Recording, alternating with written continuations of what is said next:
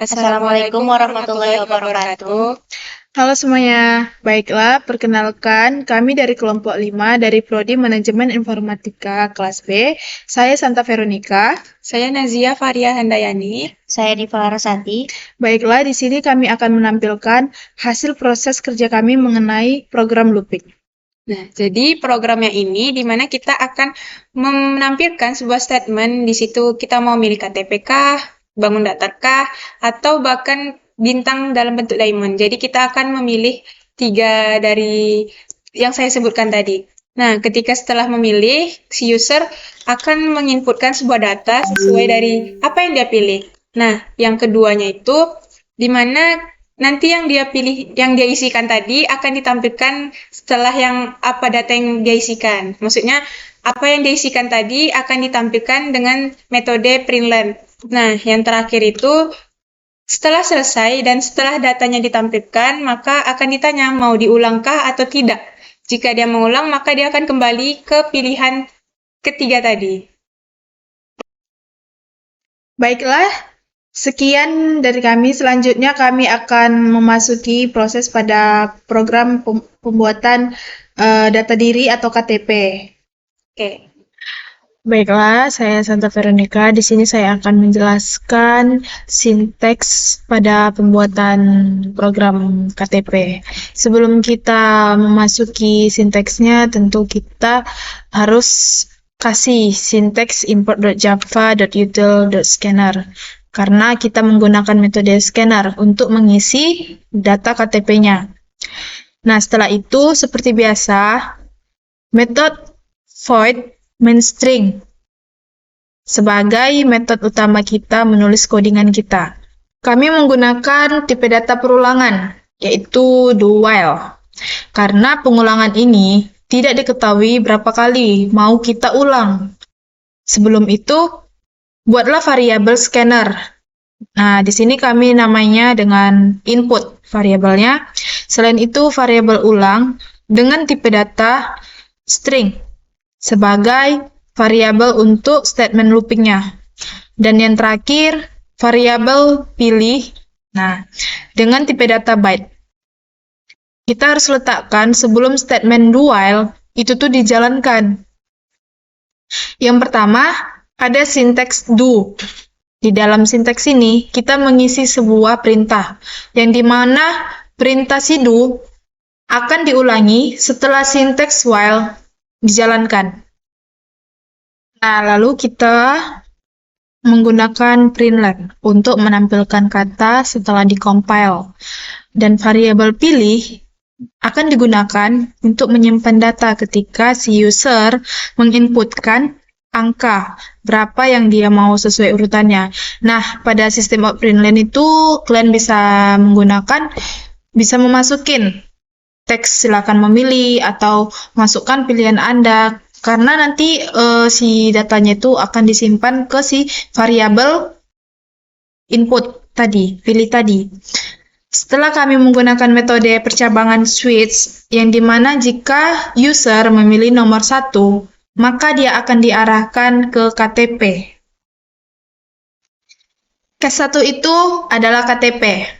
Maka kami memberikan variabel nama, tempat tanggal lahir, jenis kelamin, golongan darah, alamat, kelurahan, kecamatan, status, agama, pekerjaan, warga, dan masa berlakunya. Dengan tipe data string. Nah, yang itu tadi tuh kita masukin ke tipe data string tersebut. Lalu pada variabel RT dan RW itu tuh kita masukin ke tipe data byte. Kenapa? Karena RT dan RW menggunakan angka yang jumlahnya sedikit. Baru selanjutnya itu NIC. Kita menggunakan NIC dengan tipe data long. Karena pada NIC itu terdapat jumlah angka yang lumayan banyak. Di sini saya menggunakan sistem out.println. Saya buat teksnya program input data KTP. Sistem out.println ini untuk menampilkan sebuah teks. Dan kenapa ini ada sinteks println dan print? Karena println ketika dibuat 2 kali, maka tulisannya akan otomatis terenter. Jika print, dia akan sejajar tulisannya ketika kita buat 2 kali printnya. Nah, saya coba untuk mengcompile-nya.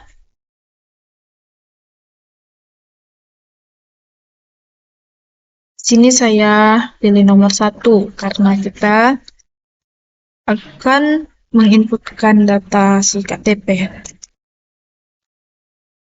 Nah, kita isi nicknya, maka dia bisa mengisikan datanya tanpa dibawanya gitu kalau pakai println. Ketika mau kita mengisi datanya, ini masukkan nick Anda. Setelah mengisikan nick Anda, ada metode yang namanya isikan nama Anda. Nah, kita enter. Nah, itu. Cuman, kalau kita tidak kasih input next line yang tadi, sebelumnya kita tidak akan bisa mengisi atau menyimpulkan sebuah datanya ketika kita memberi sinteks tersebut. Maka, kita bisa mengisi bagian nama. Baiklah, saya isi. Jadi saya mengisi nama saya sendiri.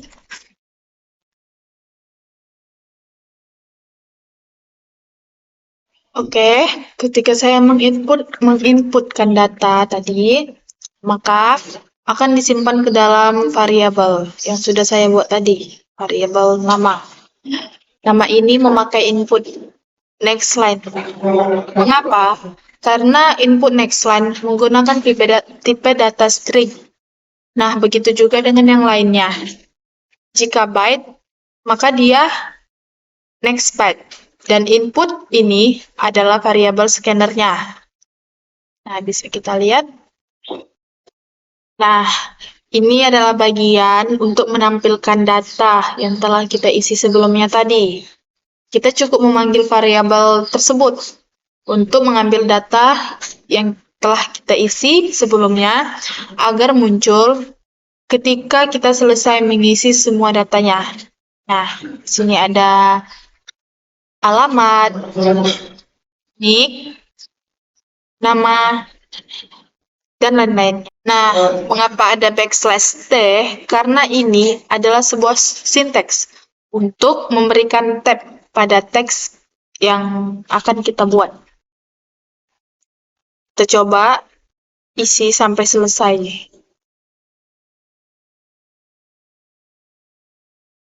Oh. Kira-kira masih nggak apa-apa.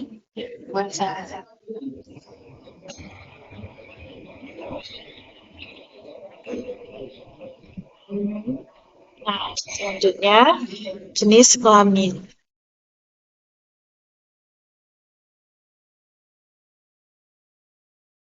Golongan darah, alamat Anda. Sini kita buat.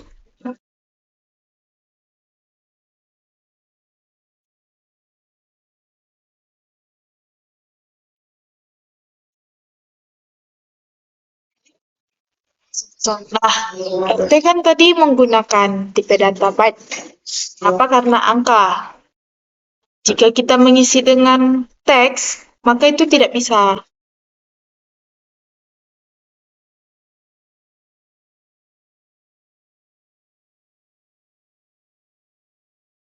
Coba isi saja.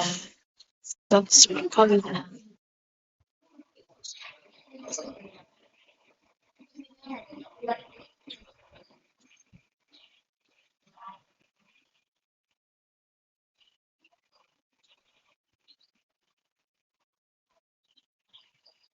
Nah, jadi semua data yang telah kita masukin tadi akan muncul seperti ini. Nah, coba kita lihat. Dan backslash tab tadi yang fungsinya, nah, berfungsi pada ini, spasi. Untuk agar si biodata KTP itu terlihat lebih rapi. Kembali lagi ke codingan tadi. Nah, di sini ada break setelah selesai satu case. Nah, itu tandanya setiap kita, mengapa? Karena kita menggunakan switch case. Nah, setiap case itu tuh harus kita gunain break agar bisa lanjut ke case berikutnya. Nah, seperti itulah metode kami pada program KTP. Sampai di sini program KTP yang saya buat. Selanjutnya pada program bangun datar akan dijelaskan oleh Nazia. Oke, baik. Saya akan menjelaskan ke pilihan kedua, yaitu bangun datar. Sebelumnya sudah dijelaskan teman saya tentang bagaimana program KTP yang kami buat. Nah, di sini tadi case pertama itu adalah KTP. Jika si user memilih nomor 1, maka dia akan diarahkan untuk ke program mengisi KTP. Nah, jadi yang kedua ini, kalau kita milih nomor 2, maka kita akan diarahkan ke bagian bangun datar. Nah, jadi sini itu sebelumnya kami membuat dulu variabel integer bangun. Nah, kenapa tipe datanya integer? Karena kami mau membuat 6 bangun datar, yaitu ada persegi, lingkaran, trapesium, segitiga, begitu juga dengan jajar genjang dan juga layang-layang. Nah, ketika nanti kita memilih nomor 2 itu bangun datar, maka akan ditampilkan lagi apa saja daftar bangun datar yang tersedia. Seperti ini. Oke, saya coba compile. Nomor 2. Nah, maka dia akan ditanyain lagi, mau bangun datar apa sih? Di sini sudah kami sediakan 6 bangun datar. Nah, lanjut lagi. Setelah itu, kami seperti biasa memakai sintaks sistem println untuk menampilkan sebuah teks. Ya, ini bisa disesuaikan sendiri ya. Nah, yang kedua juga ini kami memanggil, ini dah dia list dari sebuah ke-6 bangun datar tadi. Nah, kenapa sih kami memanjang gini? Kenapa kami hanya memakai satu println biasa? Kenapa tidak memakai 6 println? Karena kami menggunakan sintaks \n, yang dimana \n itu sudah ketika kita kasih, maka dia akan langsung otomatis enter atau langsung ke bawah gitu. Jadi kami hanya buat setiap ini dikasih \n, nomor 2 dikasih \n, sama seperti \t atau itu tab yang dijelaskan oleh teman saya tadi. Nah, jika sudah, ini adalah list yang telah dipilih nanti oleh si user setelah dikompil, maka akan dipilihnya nomor berapa gitu. Kalau nomor 2, maka dia akan disimpan datanya ke dalam variabel bangun ini. Nah, tipe data variabel bangun ini tadi itu adalah integer, maka dia memakai metodenya, sintaksnya itu next_int. Dan input ini sudah dijelaskan oleh rekan saya tadi, memakai variabel dari scanner tadi. Nah, setelah itu kami memberikan sistem outprintln ini untuk sistem outprintln yang kosong ini untuk apa ya? Untuk sebagai enteran gitu, agar dia bisa rapi lah istilahnya. Nah, setelah memilih tadi, kami menanamkan switch case lagi di dalam case nomor 2 bangun datar ini. Nah, jadi switch case yang ini tuh untuk mengalihkan gitu, menyabangkan, mempercabangkan itu kemana sih arahnya. Kalau dia pergi nomor 1, dia bakal ke persegi. Kalau dia pilih nomor 2, bakal dia ke lingkaran. Jadi inilah seperti ini codingan untuk persegi gitu. Kami memakai tipe data float untuk bagian sisi karena mencari operasi dari persegi itu adalah sisi. Lanjut, yang kedua itu tipe datanya double. Yang mana double ini ada untuk sebuah output dari operasinya tadi gitu. Mau luaskah atau kelilingkah? Jadi kami buat variabelnya seperti ini. Lanjut. Nah, di bagian ini, kalau kita memilih persegi, dia ditanya dulu, mau luaskah atau keliling. Nah, kalau keliling tadi, kalau dia pilih luas, maka dia akan diarahkan ke luas. Jadi, nanti setelah kita inputkan, dia kelilingkah atau luaskah, maka dia akan disimpan ke dalam variabel operasi per ini. Nah, dipakai lagi lah metode percabangan. Kami memakai metode percabangan if dan else. If atau jika operasi per equals luas, jika ini seperti bahasanya itu adalah jika nilai variabel operasi yang diinputkan tadi itu sama dengan luas, atau L-nya besar, atau L-nya atau semuanya itu kecil, maka dia akan diarahkan ke dalam untuk mencari sebuah luas dari persegi tersebut. Nah, dia akan dimintai input sisi, lalu sisinya yang diinputkan tadi dimasukkan ke dalam variabel sisi, lalu dia akan mencari luas dari sisi tersebut. Nah, sisi kali sisi gitu. Dan di sini tinggal manggil aja gitu. Manggil dari hasil operasi luas perseginya, yaitu L per tadi. Nah, di sini operasi per equal ini karena tipe data dari operasi per itu adalah string, makanya dia memakai sintaks equals. Yang biasanya di mana kalau untuk if itu kan pakai operatornya itu sama dengan 2 nih. Nah, kalau untuk string itu memakai equals, sintaks metodenya. Nah, begitu juga dengan yang else. Yang else ini kita tinggal untuk diarahkan mencari kelilingnya. Lanjut, seperti itu juga. Setiap case itu harus diakhiri dengan break agar kita bisa melanjutkan ke case yang berikutnya. Nah, yang case kedua juga lingkaran sama seperti persegi tadi, yang dimana memakai if juga. Kalau dia milih luas, maka inilah dia diarahkan mencari luas. Begitu juga dengan else-nya. Jangan lupa pakai break. Tuh.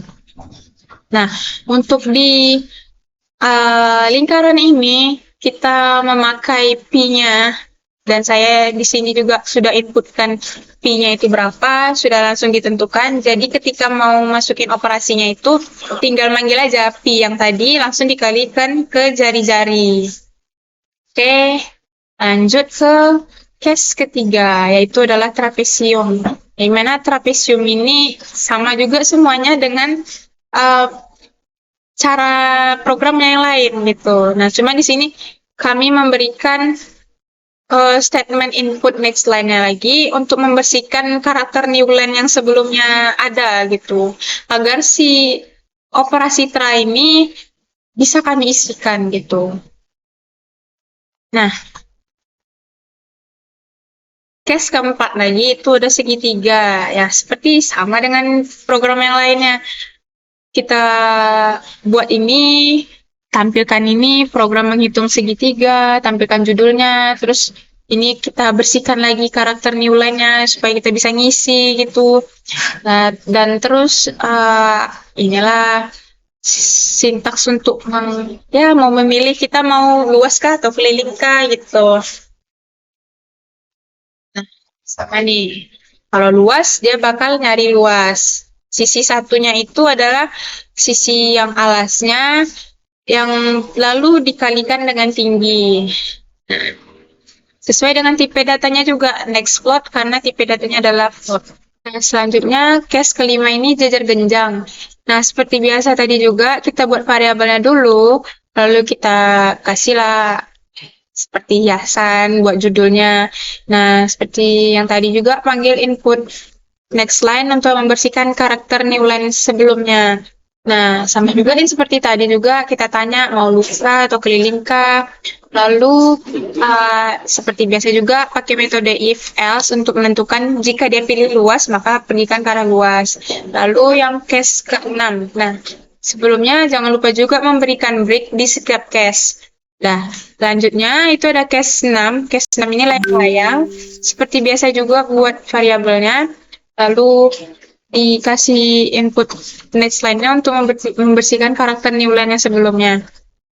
Dan kasih juga metode pertanyaannya mau luas atau keliling. Kayak juga if dan else, jika dia memilih luas, maka dia akan diarahkan untuk mencari luas. Dan ini adalah rumusnya. Ini rumusnya juga. Terakhir juga kita kasih break dan default. Nah, default ini seperti di if else. Default ini kalau dia case 1 sampai 6 tadi tidak terpenuhi, maka dia akan menampilkan ini. Dia harus memilih gitu. Coba saya compile. Ini nomor 2. Lalu kita mau cari si lingkaran nomor 2. Saya mau cari luas, maka minta input jari-jari 87 misalnya. Maka dia akan tampil luas lingkaran. Itu. Selanjutnya akan dijelaskan oleh rekan saya, Ziva.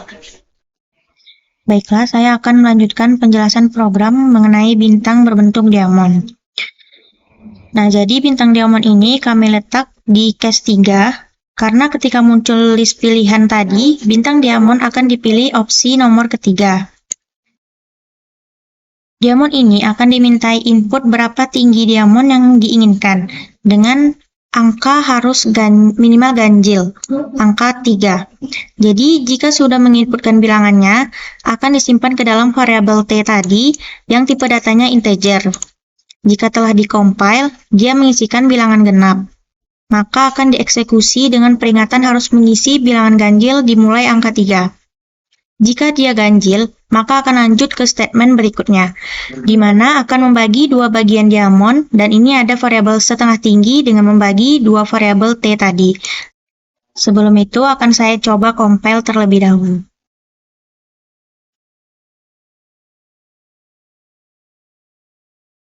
Kita pilih 3.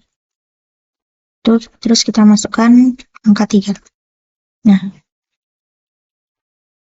tampilannya akan seperti ini. Maka setengah tingginya itu menjadi 1. Kenapa 1? Karena di sini kita menggunakan tipe data integer yang dimana harus dibulatkan. Lalu untuk looping pertama, yang pertama itu kan I sama dengan 0. Dan apakah 0 kecil dari sama dengan setengah tinggi, yang dimana setengah tingginya itu menjadi 1? Kalau iya, maka dia akan turun ke bawah. Dan J sama dengan 0. Lalu apakah 0 itu kecil dari setengah tinggi, yang dimana setengah tingginya itu 1, dikurang I-nya ini adalah 0, jadi 0 kurang dari 1 benar nggak? Kalau benar, dia akan mencetak spasi. Kalau udah dicetak, maka J-nya ditambah 1. Yang tadinya 0, maka dia akan menjadi 1. Dan apakah 1 kecil dari 1? Jika tidak, maka dia akan turun ke bawah lagi. K sama dengan 0. Dan apakah 0 kecil dari 2 kali I-nya ini 0 tambah 1, jadinya 0 kecil dari 1. Kalau iya, maka cetak bintang. Lalu K-nya ini diinkremenkan menjadi 1. Apakah 1 kecil dari 1? Jika tidak, maka balik lagi ke I tadinya. Yang awalnya 0 jadi 1. Dan 1 kecil dari sama dengan setengah tingginya ini 1, jika ya, maka akan turun ke bawah, J sama dengan 0. Dan apakah 0 itu kurang dari setengah tinggi, yang dimana setengah tingginya ini 1, dikurang I-nya ini 1. Kalau tidak, maka dia akan turun ke K sama dengan 0. Jika 0 itu kecil dari sama dengan 2 dikali I, di mana I-nya adalah 1, ditambah 1, yang jadi 0 kecil dari 3. Kalau iya, dia akan mencetak bintang. Balik lagi ke K, sama dengan 0, yang bertambah menjadi 1. Jika 1 tersebut kecil dari 2 dikali I, di mana I-nya adalah 1, ditambah 1. Yang akan menjadi 1 kecil dari 3. Jika iya, dia akan mencetak ke bawah. Balik lagi ke K sama dengan 1, bertambah jadi 2. Jika 2 tersebut kecil dari 2, dikali I, di mana I ini adalah 1, tambah 1, yang menjadi kurang dari 3. Jika iya, dia akan mencetak ke bawah lagi. Balik lagi ke K sama dengan 2, bertambah menjadi 3. Jika 3 tersebut kecil dari 2, dikali I, di mana I ini adalah 1, tambah 1, yang akan menjadi 3 kecil dari 3. Kalau tidak, maka balik lagi ke I sama dengan 1, yang tadi menjadi 2. Jika 2 tersebut kecil dari sama dengan setengah tingginya ini adalah 1, jika tidak, maka akan pergi ke fungsi untuk diamond bagian yang bawah. Ini I sama dengan setengah tingginya ini adalah 1, dikurang 1. Ini akan menjadi I sama dengan 0. Jika 0 tersebut besar dari sama dengan 0. Kalau iya, maka dia akan turun lagi ke bawah. Turun ke J sama dengan 0 yang ini. Jika 0 tersebut kecil dari setengah tingginya ini adalah 1, dikurang I-nya ini adalah 0, maka dia akan mencetak spasi. J-nya tadi sama dengan 0, ditambah menjadi 1. Apakah 1 tersebut kecil dari 1? Jika tidak, maka dia akan turun ke bawah. Turun ke K sama dengan 0. Jika 0 tersebut kecil dari 2 dikali I, di mana I ini adalah 0 tambah 1. Jadinya 0 kecil dari 1. Kalau iya, maka dia akan mencetak bintang. Lalu, K sama dengan 0, tadi diinkrementkan menjadi K sama dengan 1. Jika 1 tersebut kecil dari 2 dikali I, di mana I ini adalah 0, ditambah 1, maka akan menjadi 1 kecil dari 1. Jika tidak, maka balik ke looping variabel I, yang tadinya 0 dikrementkan menjadi min 1. Apakah min 1 besar dari sama dengan 0? Jika tidak, maka semuanya selesai. Oke, begitulah tadi program bintang berbentuk diamond. Dan karena program case 3 bintang ini sudah selesai, maka sudah berakhir pula program yang kita buat. Maka jangan lupa bersintaks break dan berikan default jika user tersebut menginput selain ketiga pilihan tersebut, maka kami memilih dengan menampilkan sistem out println. Pilih program tidak tersedia dan ini bebas. Saya coba ulang dan menginputkan selain ketiga bilangan di atas tadi.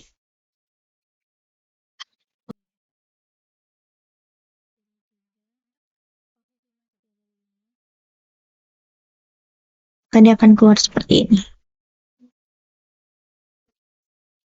Maka dia akan keluar tampilannya seperti ini. Baik, selanjutnya akan dijelaskan oleh rekan saya, Nazia. Baik, saya akan melanjutkan penjelasan dari teman saya, Diva tadi. Nah, selanjutnya itu ada, setelah case tadi itu ada input next line, di mana input next line ini untuk membersihkan karakter new line yang sebelumnya tadi. Karakter new line yang sebelumnya tadi itu, karena setelah ini kita akan menginputkan mau ngulang atau enggak. Nah, dengan variabel ulangnya itu adalah tipe data string. Nah, lanjut ya seperti di sini pakai sistem outprint. Dia ditanya kita mau ngulang apa enggak gitu. Kalau kita jawab ya, maka dia akan disimpan datanya ke dalam variabel ulang. Begitu juga kalau kita jawab tidak, maka dia akan disimpan ke dalam variabel ulang tadi. Nah, setelah itu juga di sini kami berikan sistem outprintln kosong biar dia nanti otomatis ke enter gitu. Nah, lanjut. Di sini ada while. Nah, while ini juga metode perulangan yang tadi. Karena kami memakai metode perulangan do while, do kerjakan, maka while ulangi gitu. While ini ketika kondisi variabel ulang, isi data variabel si ulang tadi itu dia menjawab ya, atau ya lowercase, atau ya y-nya besar, a-nya kecil, atau ya uppercase, maka dia akan mengulang kembali ke program yang ada di dalam do tadi. Seperti contoh, saya compile, dan kita pilih bangun datar aja, bintang diamond aja, misalnya 7. Nah, dia akan nanya, mau ngulangkah atau tidak di sini? Oke, saya coba jawab ya. Ini tidak berpengaruh ya, mau jawab ya-nya gini, atau ya-nya gini, atau ya lowercase-nya gini, itu nggak berpengaruh karena tadi udah kami setting satu-satu kan jawab. Nah, maka dia akan kembali lagi ke atas yang ini tadi, ditanya mau milih apa gitu. Nah, misalnya lagi di sini kami ada program yang namanya if. If dicabangkan ketika dia menjawab tidak ini, maka dia akan menampilkan teks selesai gitu. Nah, saya coba ya, compile. Saya isi bintang aja, lalu pilih nomor 5, maka dia akan menanya mau ulang atau enggak. Kita jawab tidak. Tidak. Maka selesai. Nah, di sini juga kenapa bintang dot equals, karena dia pakai tipe data string, metode string gitu. Baiklah, sekian dari hasil penjelasan program yang telah kami buat tadi tentang memilih ketiga pilihan, ada KTP, bangun datar, dan juga ada bintang dalam bentuk diamond. Dan ketika kita sudah selesai, mau diulang lagi. Nah, sekian. Jika ada beberapa program kami yang mungkin menurut teman-teman itu kurang, boleh juga di komentar, di kolom komentar. Karena kami masih pemula, ajarin dong sembuh. Saya mewakili teman-teman saya. Sekian, terima kasih.